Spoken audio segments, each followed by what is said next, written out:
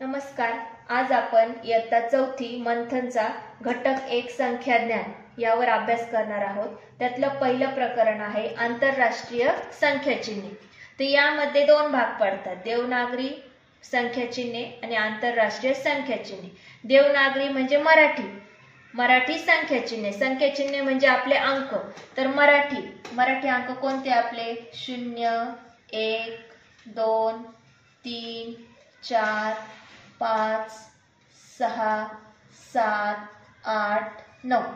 आणि आंतरराष्ट्रीय संख्या चिन्ह म्हणजे काय की हेच अंक इंग्रजीमध्ये 0 0 1 2 3 4 5 6 7 8 9.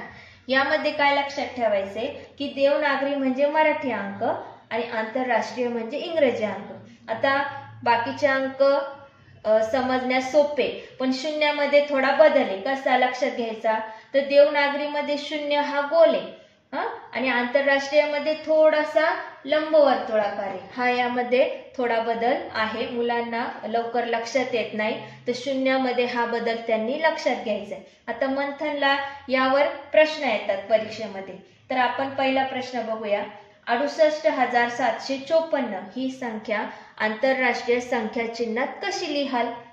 आता हे मराठी दिलंय म्हणजे देवनागरी दिले आणि त्यांनी आंतरराष्ट्रीय संख्या चिन्ह म्हणजे इंग्रजीत कसे लिहायचे ते विचारलेलं आहे.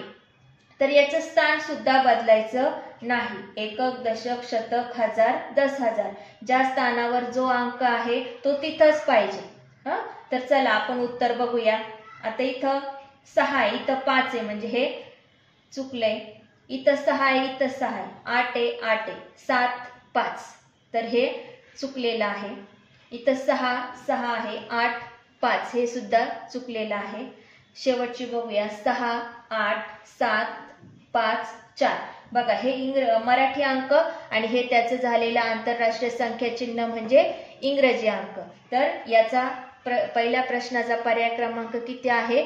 4. तर इथं प्रश्नामध्ये 4 गोल दिलेले असतात, त्यातला आपला पर्याय किती आलाय? 4. तर चौथ्या नंबरला आपण पेन्सिलनी पेनाने असं गोल करायचं आहे. तर अशा प्रकारे पुस्तकामध्ये प्रश्न दिलेले आहेत, तर आपण त्यातले 2-3 प्रश्न सोडवूया.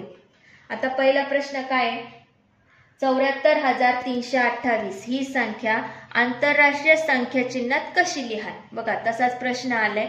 आंतरराष्ट्रीय म्हणजे इंग्रजीत अंक लिहायचे, तर चेक करायचं.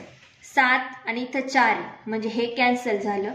7 4 3 2 8. हे बघा हे मराठी आणि हे त्याचा आंतरराष्ट्रीय म्हणजे इंग्रजी, म्हणजे हा पर्याय आपल्याला इथं मिळालेला आहे. तर आपण इथं 2 नंबरच्या पर्यायाला गोल करायचंय. गोल रंगवताना बाहेर जाऊन द्यायचा नाही. आता त्यानंतर बघूया आपण इथं काय दिलंय.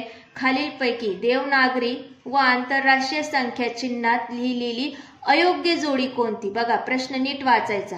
अयोग्य जोडी म्हणजे चुकीची कोणती? तर देवनागरी आणि आंतरराष्ट्रीय संख्या लिहिलेली अयोग्य जोडी कोणती? चला आपण बघूया.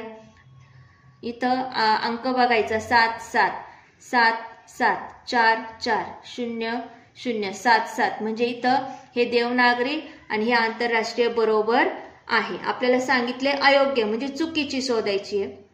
1 1 2 2 0 0 5 5 0 0 ही सुद्धा बरोबर आहे. 6 6 4 8. बघा इथं 4 आहे तर इथं 8 आहे म्हणजे ही चुकलेली आहे.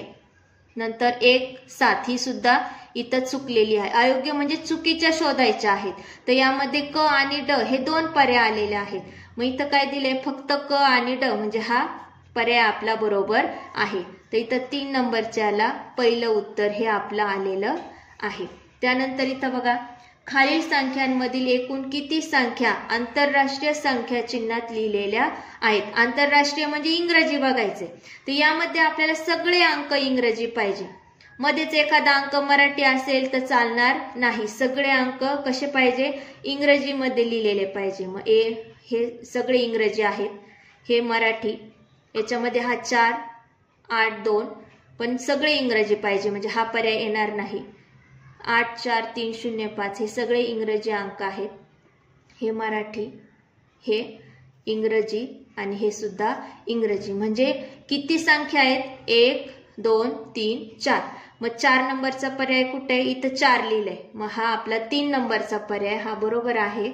तर इथं 3 नंबरच्या याला आपण गोल करायचंय. आणि बाकीचे गणित तुम्ही सोडून मला कमेंटमध्ये सांगायचं आहे. तर अशा प्रकारे आपण पहिलं एकदम सोपं प्रकरण आहे आंतरराष्ट्रीय संख्या चिन्हे, हे आज आपण अभ्यास केलेला आहे. तर तुम्ही गणित सोडवा आणि मला कमेंट करून सांगा. धन्यवाद.